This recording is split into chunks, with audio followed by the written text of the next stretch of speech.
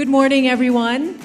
I hope you're all getting ready, all set for another exciting day at APSP. May I just remind everybody, if you haven't yet done a self-check-in outside at the registration booths, please do so. You may have done it yesterday, but each day we are requesting you to please do your self-check-in at the computers outside at the registration booth. If you haven't done so yet, you can do that during the breaks.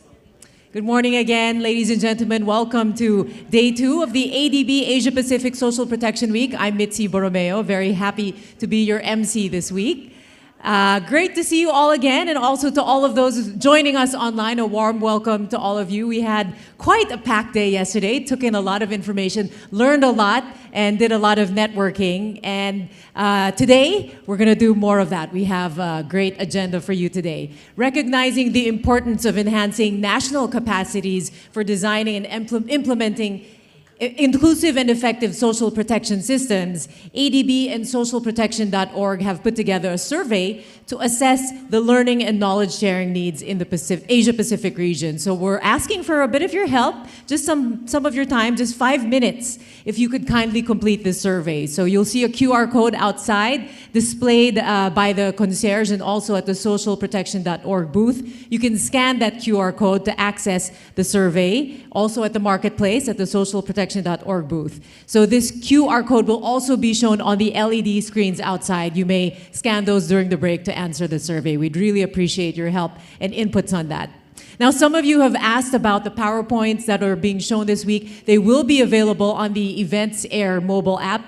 We'll make that available later in the week. And also, you can find them in the app, you'll look for the presentations icon. That's where you'll find the files. And they'll also be available at socialprotection.org on the platform during or later after the event. So you can find that, you can just do a search for APSP 2023 or Asia Pacific Social Protection Week, and you'll find the page where you can find the files from this week. Again, a reminder to do the self-check-in. We'd really appreciate all of you to do that later during the breaks.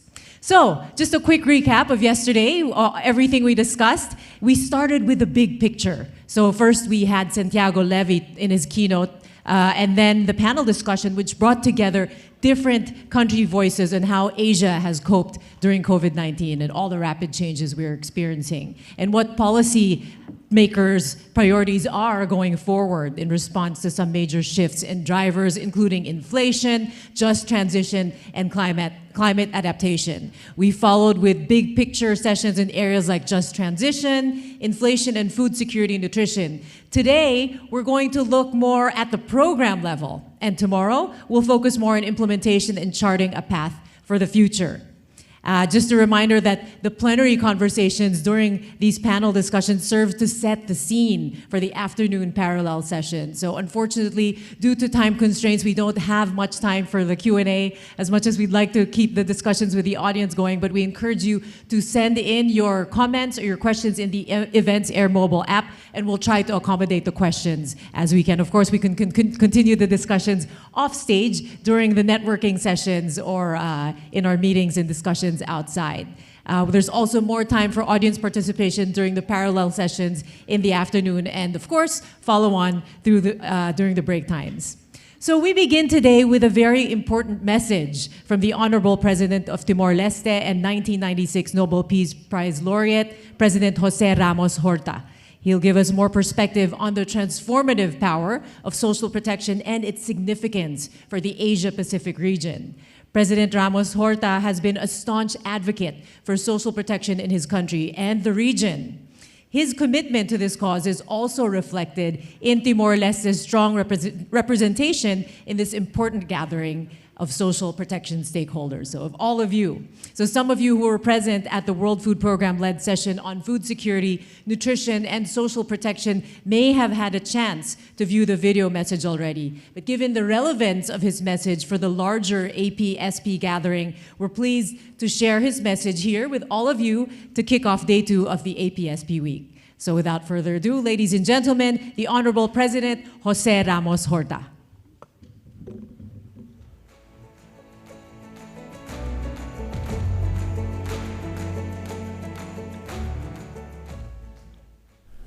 Dear friends, ladies and gentlemen, I am deeply honored to address you at the ADB's Asia Pacific Social Protection Week, where experts and leaders gather to discuss vital topics. As a young nation, Timor-Leste places great importance on food security, improved nutrition, and human capital development, issues that resonate across our region. Today, I would like to emphasize the transformative power of social protection in addressing malnutrition, fostering human capital development, and addressing the critical intersection with climate change. Malnutrition perpetuates poverty by limiting physical strength, impairing cognitive development, and increasing disease risk, all of which hinder economic opportunities. Climate change exacerbates these challenges by disrupting food systems, leading to food shortages and escalating prices, particularly affecting vulnerable population. Its impact is often irreversible, passed on to the next generation, and undermines societal stability. Social protection is our solution for the most disadvantaged. It includes measures such as targeted cash transfers, food assistance, and education, addressing root causes of malnutrition and poverty, while building resilience to climate change impacts. Innovation is key. Technological advancements and creative contextualized approaches can empower individuals through education, skills building, and health, all while incorporating climate resilient agricultural practices. In conclusion, national lead, robust social protection programs are essential for sustainable development, resilience to climate change, and breaking the cycle of poverty. Let's unite our efforts, creating comprehensive and contextualized programs, prioritizing human capital development, nutrition, and climate resilience, shaping a future where every individual reaches their full potential. Thank you all for your attention, and I wish for fruitful discussion during this event.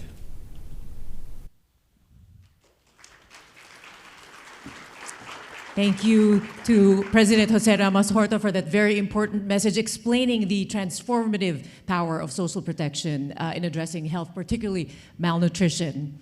Now let's get some perspective on the role of social protection in promoting inclusive growth and social cohesion with our next keynote speaker, Maribel Ortiz. She is a former senior officer in Social Security at the International Social Security Association, or ISSA, in Geneva, Switzerland. Maribel's seminal work in developing the ISSA guidelines on good governance launched the ISSA as the professional standard-setting international organization in Social Security administration. Her stylized governance framework has become standard reference in training programs on social protection. Ladies and gentlemen, please welcome Maribel Ortiz.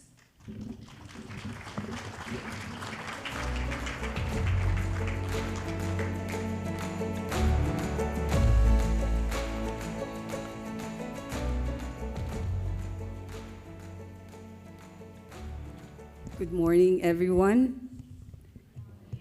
And thank you, Mitzi, for the kind introduction.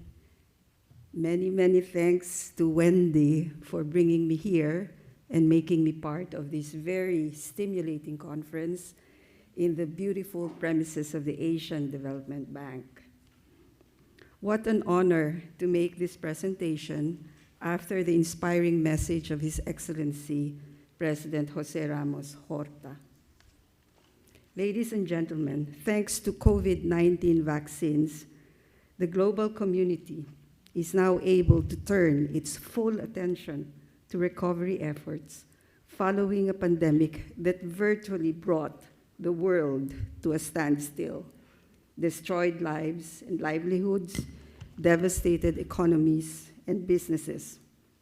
Not only has this pandemic reversed the hard-earned gains of at least a decade, the hard-earned gains on poverty, it has also exacerbated the already pervasive challenges of persistent high levels of informality, vulnerability, inequality that are further complicated by climate change, labor market changes, and the fourth industrial revolution.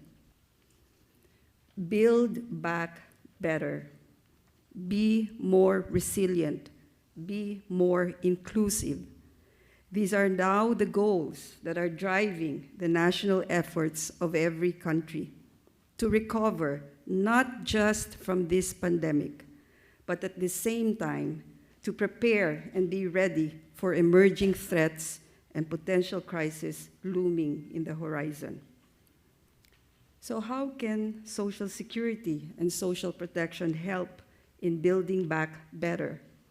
Or as the theme of this conference asks, what is the role of social protection in this changing world?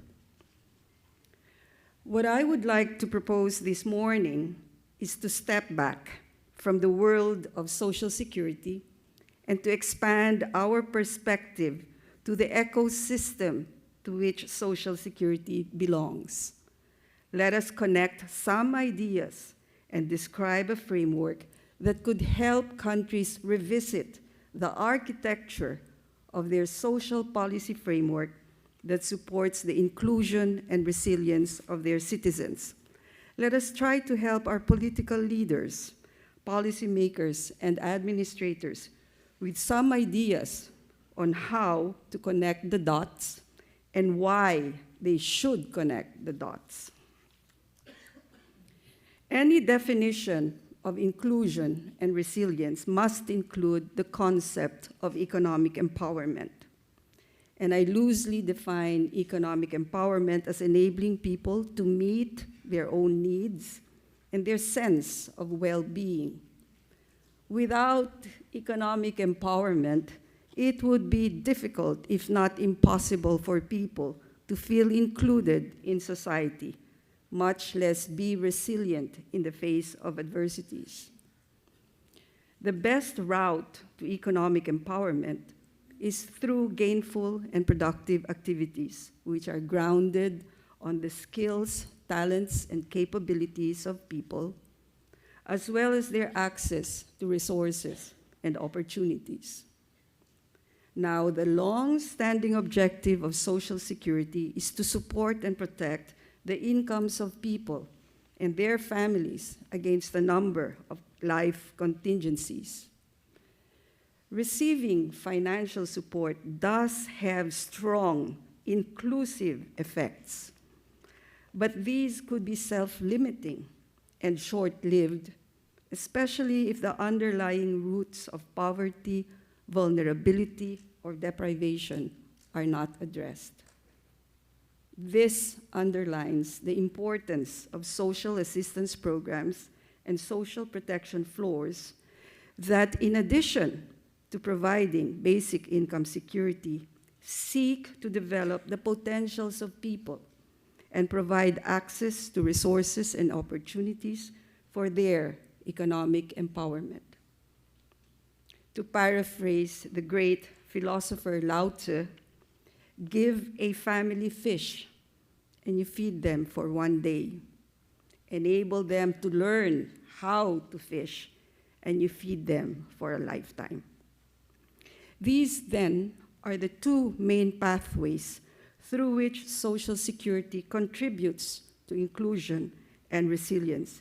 This is how Social Security and social protection can help build back better by protecting incomes and enabling people to earn incomes. You all know the life cycle approach to Social Security. It identifies key phases and transitions in life, from infancy, childhood, and adolescence through to the working age and adulthood until retirement and old age. It highlights the importance of supporting the individual's development right from the start and building capacities for productive, gainful activities over the life course.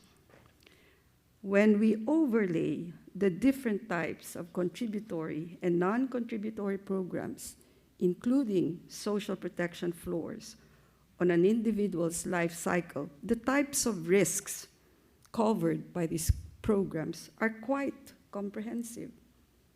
Nonetheless, there are a number of identifiable gaps, including, but not limited to, those periods when the young are supposed to learn and acquire skills, or when they transition from school to the world of work. There is also an absence of programs to transition people from non-contributory to contributory programs or prevent recurrences of dependency. But ladies and gentlemen, Social Security is not alone in this effort. There are other government agencies, the goals of which are closely aligned with Social Security, especially those that are related to enabling productive activities. There are ministries of government that are responsible for education, vocational training, active labor market policies, entrepreneurship, lending startup capital to micro, small, and medium-scale enterprises, and so forth and so on. And let's not forget the private sector that constitutes the bulk of the demand side of the labor market. So please allow me, indulge me, to paint this one particular scenario to illustrate how we can close some of these gaps. Imagine a young boy or a young girl who starts from a vulnerable position. But because of fiscal limitations, the program benefits run out after a period of time. They can, however, continue with other public programs that provide education or vocational training and eventually become entrepreneurs or are able to enter the formal economy through apprenticeships, internships, or on-the-job trainings. Their economic empowerment can eventually lead to a transition from informality to formality, from insecurity to security, that in addition to enhancing their sense of well-being and accomplishment, enables them to transition from non-contributory to contributory programs for greater levels of protection. This, in turn, can only serve to widen the base of contributory programs and widen the tax base that supports non-contributory programs and social protection floors for greater program sustainability. Ladies and gentlemen, connecting the dots in very plain language simply means putting in place and facilitating follow-through actions. It makes clear how the impact of Social Security can be enhanced, strengthened, and realized by building synergies with other policy domains that are part of the architecture of a country's policy framework for inclusion and resilience. Perhaps we can call this framework a whole-of-society life cycle approach, not just to Social Security, but to economic empowerment. The message is clear, I think, ladies and gentlemen. Social Security cannot do it alone, nor should we try to do it alone. There are other government and private programs to build synergies with, so that more people can move out of poverty and their economic empowerment will work towards their inclusion and resilience. Then you would say, oh, Maribel, there's so many dots to connect, there's so many agencies to talk to, it would be impossible. But ladies and gentlemen, let me cite a few examples of country efforts to realize synergies between social security, education, employment, and inclusion strategies. These countries are in varying stages of connecting the dots and are therefore works in progress. Uruguay and Brazil are among the countries in Latin America that have the highest levels of aggregate social spending as a share of GDP. Uruguay, for example, has a youth program called Jóvenes en Red, or Young People Network, that sequences activities of participants through 3 stages, namely guiding them through high school, providing college and technical education, and facilitating job market entry, connecting the dots. Bolsa Familia is the largest welfare program in Brazil and in the region.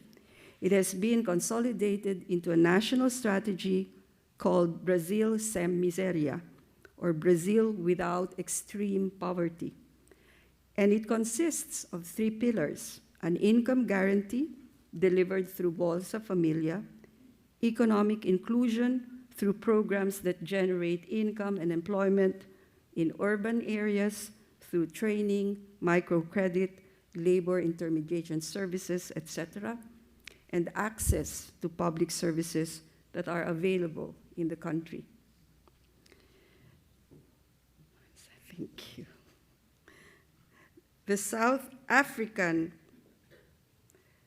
Social Security Agency, or SASSA, administers the social assistance grants in South Africa.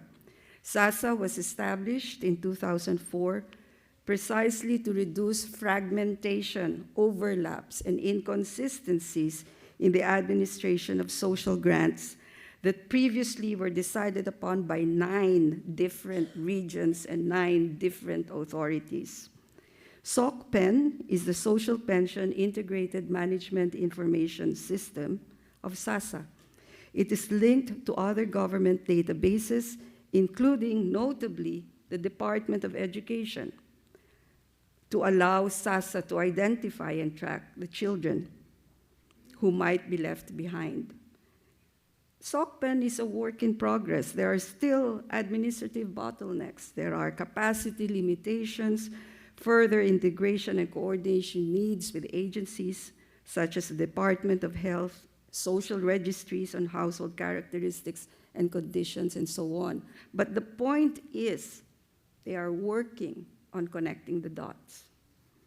Malaysia has a program called My Synergy System, which connects at least 53 government and non-government organizations that provide various benefits and assistance to citizens. Perkeso Malaysia is the institution that administers rehabilitation work injury programs in Malaysia. And they realize that there are certain benefits that the institution cannot provide to the member. So what they do is they go to the third party who they know provides the benefit. So they are actually transforming this 2-party system where the institution just talks to the member to including a third party who would be able to assist the member. So again, connecting the dots. Singapore has a program called RAMP, which stands for Rejected Appeals Management Protocol, that facilitates the sharing of data across agencies to help Singaporeans in need.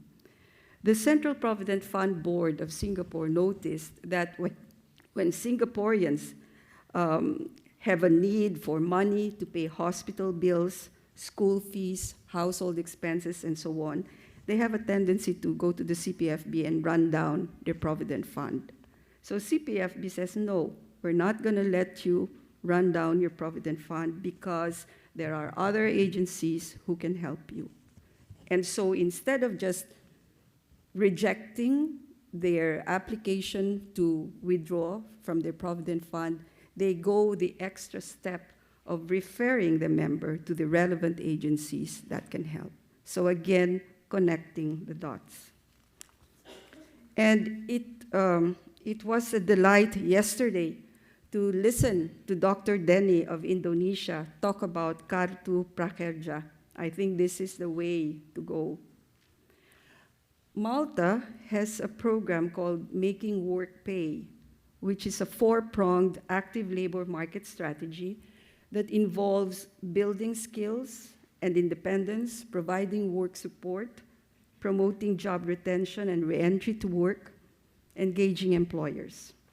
Now, the goal is to wean families away from social assistance programs into economic independence. To incentivize the second parent to work, which is usually the mother, the benefit for a dual earner family is slightly higher than a single earner family. So the first question the mother asks is, what about my children?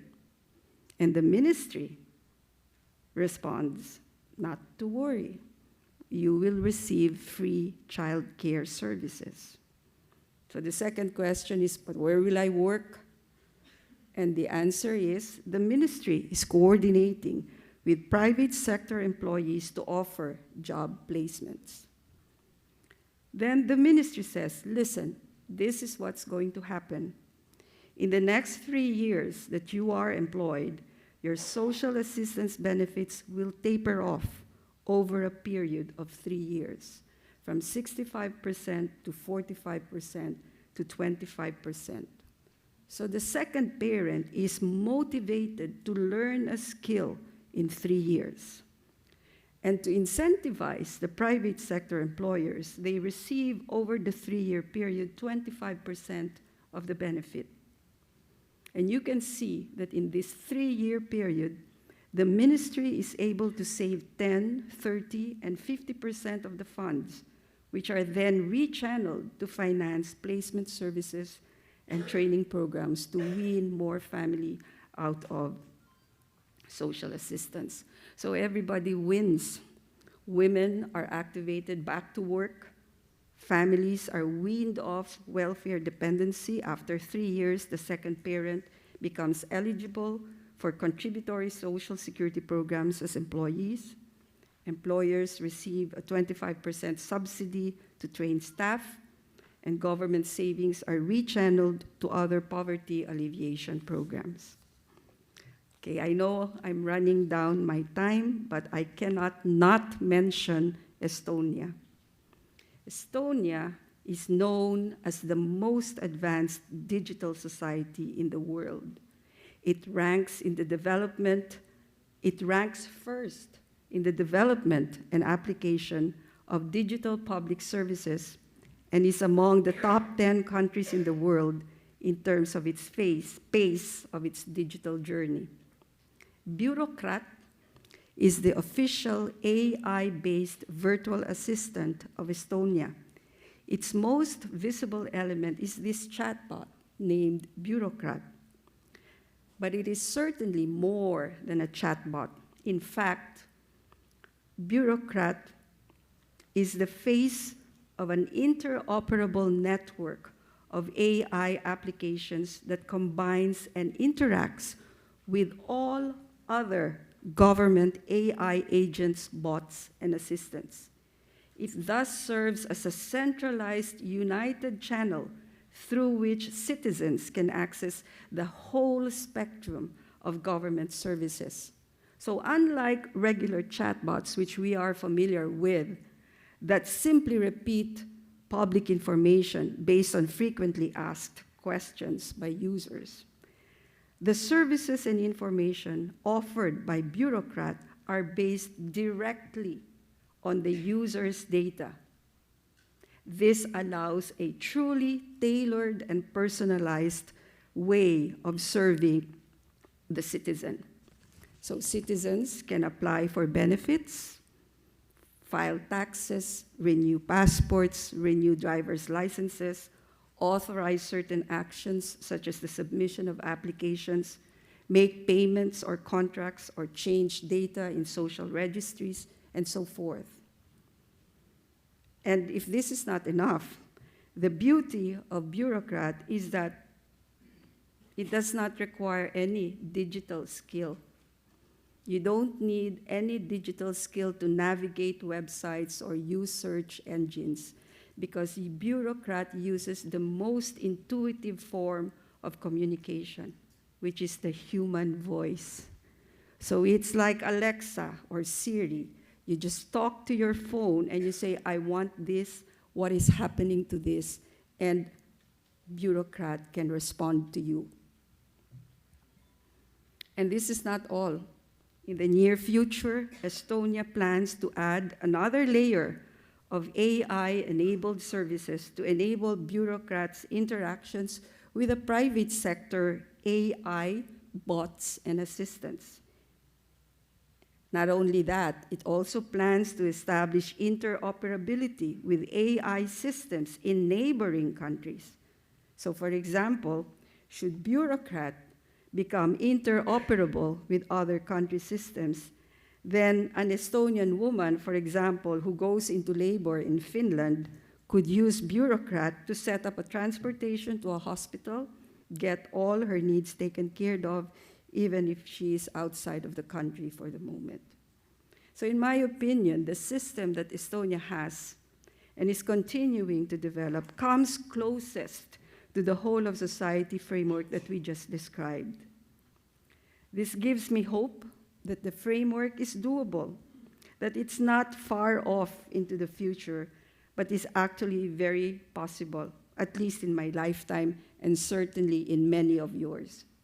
And as President Horta suggested, technology is key to the transformative power of social security. Ladies and gentlemen, recognizing the challenges and the work that need to be done does not automatically translate into appropriate, well-designed, and well-implemented solutions. It is here where attention to details of administration, institutional capacity, and good governance is needed. It is here where the Asian Development Bank and I can help. Thank you very much. And a shout out to Rafa and especially to Kyla for running the presentation for me. Thank you so much.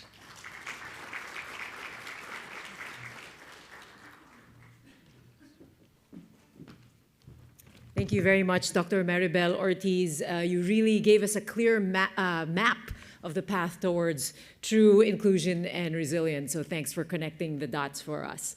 We move on now to the panel discussion entitled Integrated Solutions, Social Protection as an Enabler Across Sectors.